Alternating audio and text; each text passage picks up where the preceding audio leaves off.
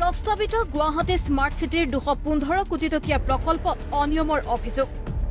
নিবিদা প্ৰক্ৰিয়াত অনিয়মৰ অভিযোগ তুলি ৰাজ্যৰ মুখ্যমন্ত্ৰী জিডিডি মন্ত্ৰী সিদ্ধাৰ্থ ভট্টাচাৰ্য, গুৱাহাটী স্মাৰ্ট চিটি লিমিটেডৰ পৰিচালন সঞ্চালক আৰু সংশ্লিষ্ট অন্যান্য কৰ্তৃপক্ষলৈ লিখিত অভিযোগ এল&টিৰ।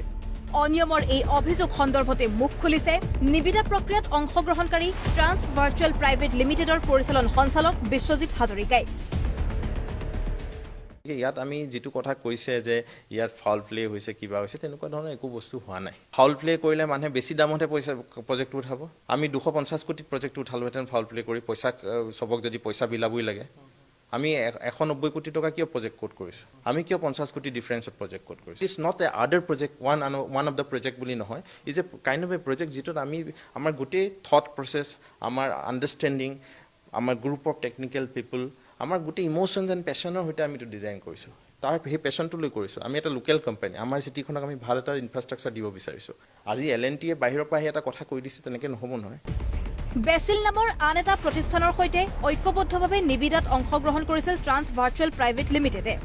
বেচিল আৰু ট্ৰান্স ভিয়ে সকলো নথি ৱেবছাইটত আপলোড নকৰাৰ অভিযোগ উঠিছিল। খুদ বিশ্বজিৎ হাজৰিকাই সকলো মেনেজ কৰা বুলিও অভিযোগ উত্থাপিত হৈছিল। এই সন্দৰ্ভতো নিজৰ স্পষ্টীকৰণ প্ৰকাশ কৰিলে অসমীয়া উদ্যোগীজনে।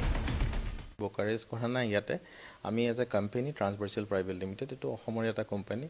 এতিয়া বেচিলৰ লগত আমি এটা কনচৰ্চিয়ামত আমি কাম কৰিছোঁ। এই টেণ্ডাৰত কি হৈছিলে, বিভিন্ন ফল্ডাৰ থাকে। ধৰক আপুনি টেকনিকেল ফল্ডাৰ এটা থাকে, তাত আপুনি টেকনিকেল ডকুমেণ্ট আপলোড কৰিব। আপোনাৰ এটা কমাৰ্চিয়েল ফল্ডাৰ থাকে, তাত কমাৰ্চিয়েল ডকুমেণ্টটো আপলোড কৰিব। ইয়াত এটাই ফল্ডাৰ আছিলে আৰু যিহেতু এইটো ডাঙৰ প্ৰজেক্ট, আমাৰ প্ৰায় ডকুমেণ্ট চাইজ আছিলে 3700 মান ডকুমেণ্ট আছিলে। তো গতিকে সেইবিলাক আমাৰ মেমৰি চাইজটো ডাঙৰ হোৱাৰ কাৰণে আপলোড হোৱা নাছিলে।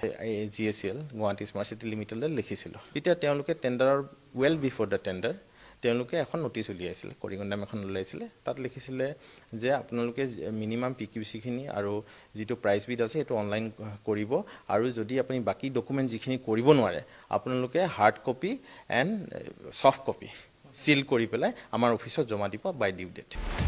মন কৰিবলগীয়া, বেচিল আৰু ট্ৰান্সভিৰ টেকনিকেল বিডিঙক লৈ আপত্তি দৰ্শোৱা এল&টিয়ে কিন্তু টেকনিকেল বিডিঙৰ পিছত অভিযোগ দিয়া নাছিল।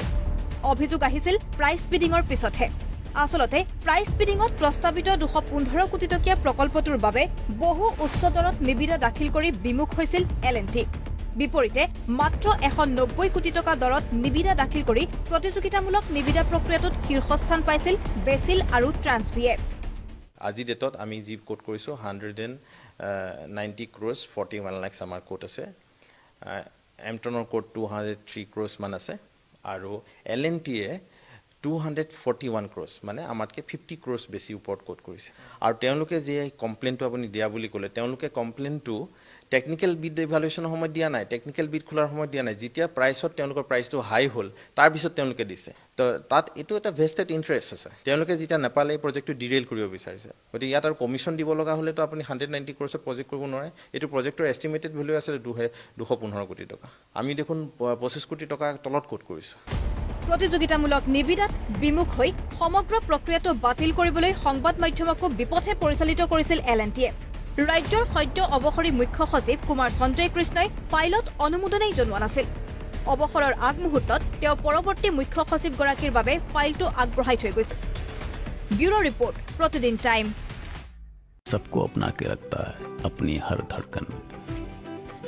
जब घर बनता है हेल्दी सीमेंट से, अमृत सीमेंट, सुनो अपने घर की धड़कन।